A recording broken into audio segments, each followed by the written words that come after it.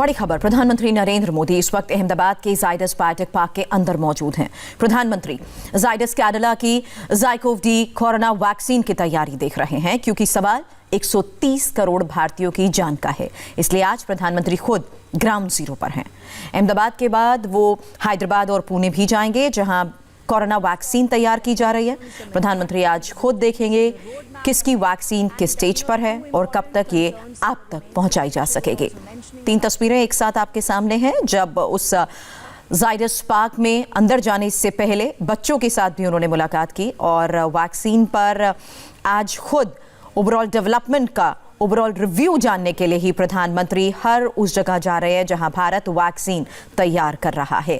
Corona को किस देश ने कैसे हैंडल किया है, ये केस और मौत के आंकड़े से भी तय होता है। और आज की तारीख में भारत ने दुनिया के सबसे विकसित देश अमेरिका, ब्रिटेन, इटली से कई गुना बेहतर काम किया है। जहां तक केसेस की बात करें तो अमेरिका में हर 10 लाख में जहां 40,000 केसेस सामने आ रहे हैं, वहीं भारत में हर 10 लाख में सिर्फ 6,000 केसेस हैं।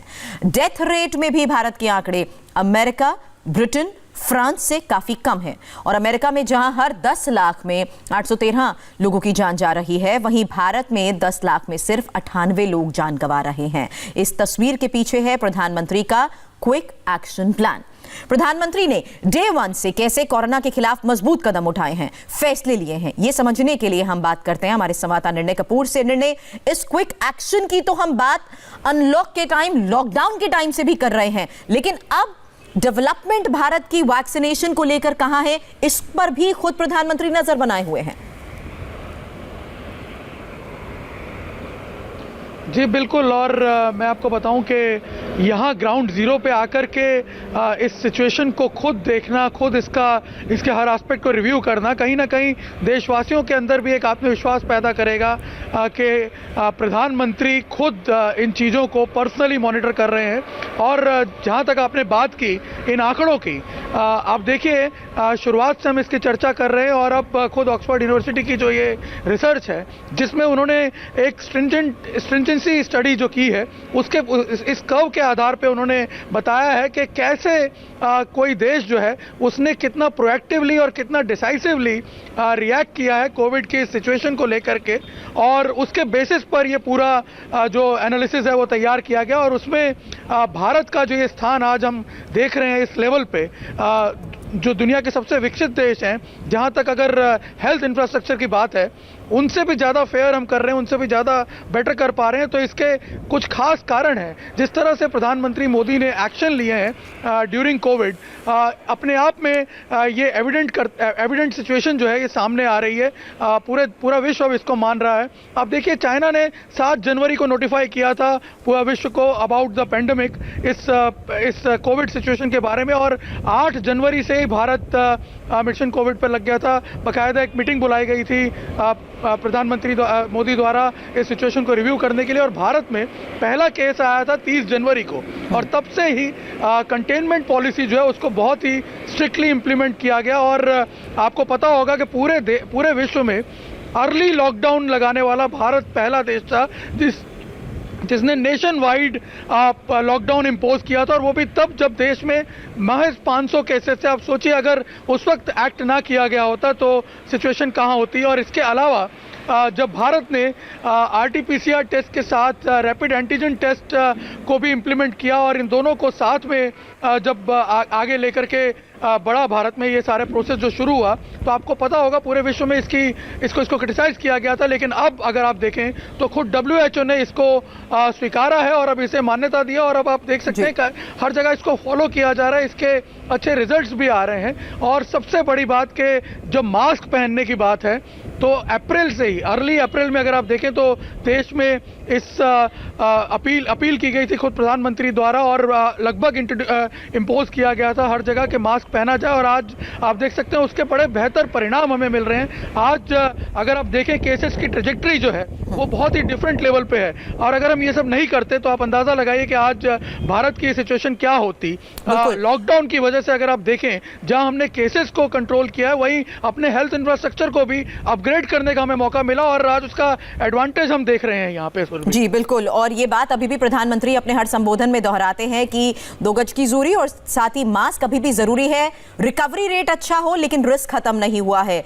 डॉक्टर बासु रे, ओवरऑल सिचुएशन इंडिया की जिसका हम अभी यहां पर जिक्र भी कर रहे हैं और आंकड़ों के लिहाज से भी अगर हम कंपेयर करें अमेरिका, ब्रिटेन, फ्रांस के लिहाज से भी, तो भारत में रिकवरी रेट के साथ साथ जो लोगों ने जान गंवाई है वो रेट भी काफी ज्यादा, उसमें भी आंकड़ों के लिहाज से भारत बहुत आगे बढ़ चुका है। तो ऐसे में आपको लगता है ये जो क्विक एक्शन है उस लिहाज से भारत के उठाए गए कदम भी बहुत कारगर साबित हुए?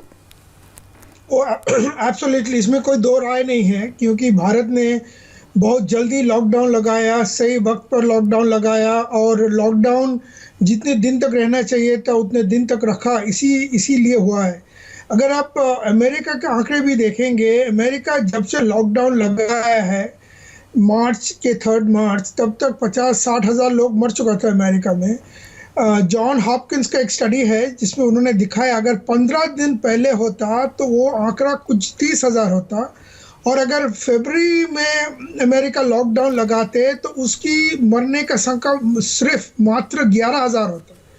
तो इनिशियली लॉकडाउन बहुत ही अच्छा रोल प्ले किया है जो India one of the first countries in the world जो सही टाइम पे सही वक्त पे लॉकडाउन लगाया, और उसी की फ़ायदा आप इंडिया ने उठा पाया जो बहुत सारे देश जैसे इटली, अमेरिका वो एडवांटेज नहीं ले पाया, क्योंकि उनकी पॉलिटिकल डिसीजन लेने में काफ़ी देर कर दिया इन्होंने। जी डॉक्टर सेठ, इससे पहले कि ये कंटेजियस होता, लॉकडाउन का फैसला बहुत जरूरी था, अलग स्टेजेस पर इंडिया इसको डील करता, उससे पहले लॉकडाउन का फैसला बहुत जरूरी था।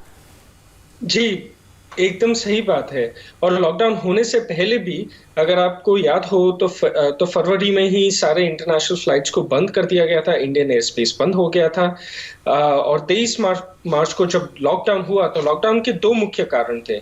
एक तो सबसे पहले कि लोगों का बीच में मिलना जुलना कम हो, सोशल डिस्टेंसिंग बना रहे, और दूसरा ये है कि साथ साथ हेल्थ इंफ्रास्ट्रक्चर है उसे गियर अप करने के लिए समय मिले, क्योंकि आप देख रहे हैं कि जो हेल्थ इंफ्रास्ट्रक्चर आज है और जो मार्च में था उसमें बहुत बड़ा फर्क है।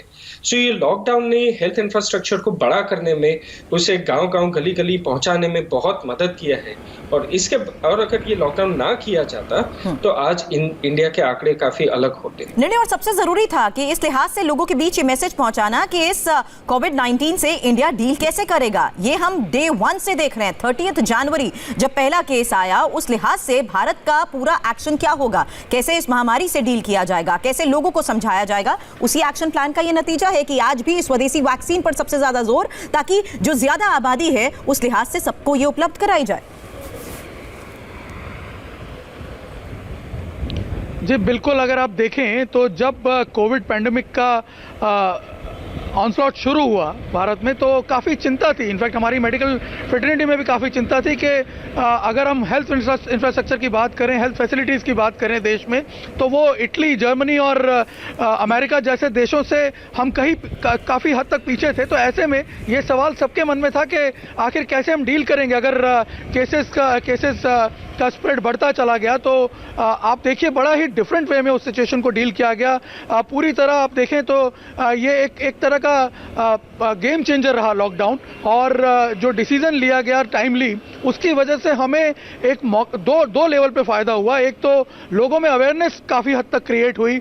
हालांकि अभी हम देख रहे हैं त्योहारों की वजह से और कुछ सीजनल चेंजेस की वजह से केसेस बढ़ रहे हैं, लेकिन काफ़ी हद तक हम उसे कंट्रोल करने में कामयाब हुए क्योंकि अवेयरनेस बहुत आ गई लोगों में। और दूसरा सबसे बड़ा फायदा यह हुआ कि हम अपने हेल्थ इंफ्रास्ट्रक्चर को काफ़ी हद तक अपग्रेड कर पाए हैं। जो हमारे यहाँ पे मास्क बनाने की कैपेसिटी या फिर जो पीपी किट्स लगाने की कैपेसिटी, उसको हम काफ़ी हद तक अपग्रेड कर पाए हैं। और उसके साथ साथ आप देखिए कि वैक्सीन में आज हम एक ऐसी स्टेज पर आके खड़े हुए हैं वैक्सीन डेवलपमेंट में, जहां इस वक्त हम एक तरह से पूरे विश्व के लिए टॉर्च बियरर की भूमिका अदा कर सकते हैं आने वाले दिनों। लेकिन ऐसे में डॉक्टर बासु, मेरा सवाल आपसे ये है कि प्रोडक्शन के लिहाज से, हेल्थ इंफ्रास्ट्रक्चर के पॉइंट ऑफ व्यू से, वैक्सीनेशन को बाजार में लाने से पहले भारत की क्या तैयारी होनी चाहिए, किस लिहाज से प्रोडक्शन पॉइंट ऑफ व्यू से हमें जरूरत होगी?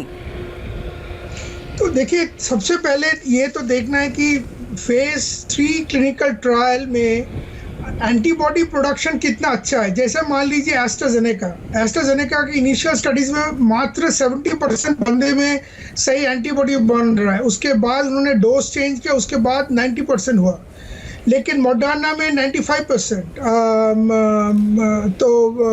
तो इसी चक्कर में पहले तो ये देखना है कि इसकी इफेक्टिविटी कितनी है, नंबर 1। दूसरा देखना है कि इसमें कोई साइड रिएक्शन तो नहीं हो रहा है। अगर आप सुपर एक्टिव वैक्सीन हो, लेकिन अगर देने के बाद अगर वो उसमें प्रॉब्लम आ जाए, साइड इफेक्ट हो तो प्रॉब्लम है।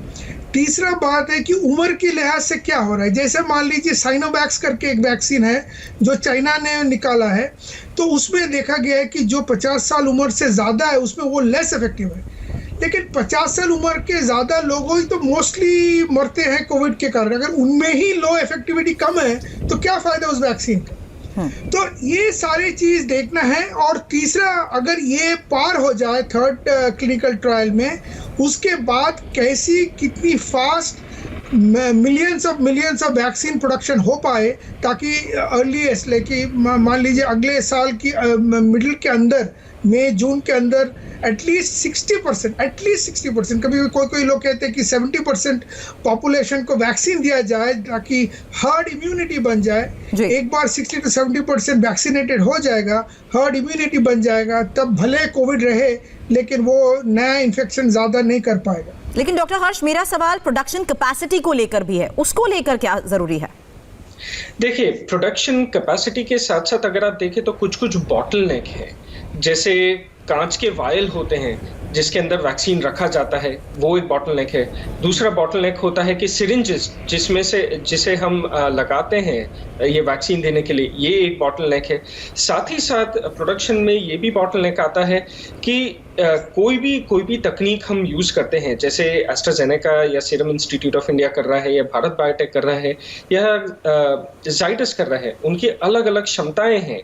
और डेफिनेटली इन्होंने ये क्षमता देखी होगी कि किस जगह पे बॉटलनेक आ रहे होंगे, और ये हिसाब से उन्होंने अपना प्रोडक्शन शुरू भी किया होगा और उससे रैंप अप भी कर रहे हैं। साथ साथ फेज 3, ये पहली बार ऐसा हो रहा है कि जहां फेज 3 ट्रायल हो रहा है और उसी के साथ ही साथ प्रोडक्शन भी शुरू हो चुका है। ये बहुत रिस्की गिनाया जाता है, लेकिन अब पहली बार ऐसा हो रहा है।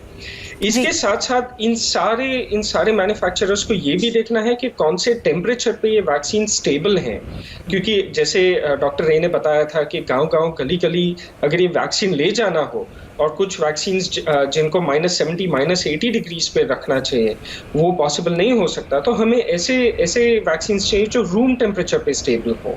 सो ये सब चीज़ें प्रोडक्शन के साथ साथ देखनी पड़ती हैं कि इनका ट्रांसपोर्टेशन भी कैसे होगा। अब अच्छी बात यह है कि इंडिया के पास बहुत सारा एक्सपीरियंस है वैक्सीन डिलीवरी का। पोलियो में इंडिया ने बहुत अच्छा काम किया है, हर जगह पे जाके वैक्सीन दिया है और पोलियो को इरेडिकेट किया है। इसलिए इंडिया के पास नेटवर्क है। अब ये वैक्सीन्स को ये नेटवर्क में चैनलाइज करना भी उतना ही जरूरी है। नहीं, आपका सवाल लें और प्रोडक्शन कैपेसिटी को लेकर जाइडस कैडिला की क्या तैयारी है, इस बारे में आपसे और जानकारी लें। उससे पहले एक छोटे से ब्रेक के लिए हमें यहाँ पर रुकना है, हम जल्द वापस लौटते हैं।